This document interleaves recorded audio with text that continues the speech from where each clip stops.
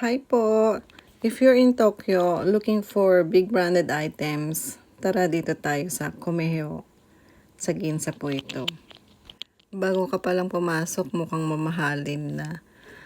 Second time ko palang dito sa Komeho kasi may napuntahan ako sa Shinjuku. Maliit lang siya. Ito rin parang hindi naman siya kalakihan. Sa Shibuya yata yung pinakamalaki. Bubungad agad sa'yo sa left side yung mga Chanel bags na super gaganda.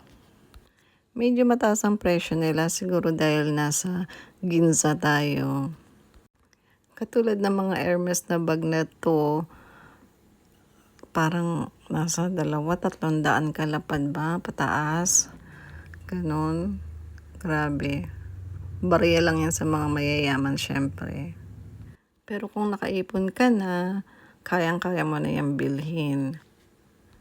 The best talaga ang Japan, lalo na sa mga luxury brand. Dahil hindi po kayo mapepeke.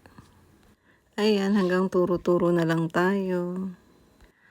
Alam niyo po ba na habang tumatagal, dumarami na po ang Komeho. Ang dami na po niyang branches kung saan-saan. Kilalang kilala po ang store na to na best second-hand luxury brand.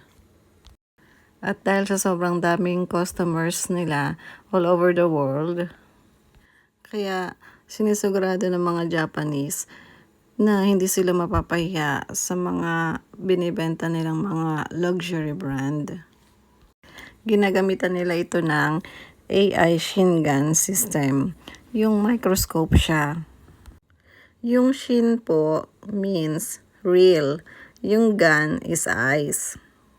Pulido at masinsinan ng check, kaya po sure kayo na authentic yung mabibili nyo. Thank you po!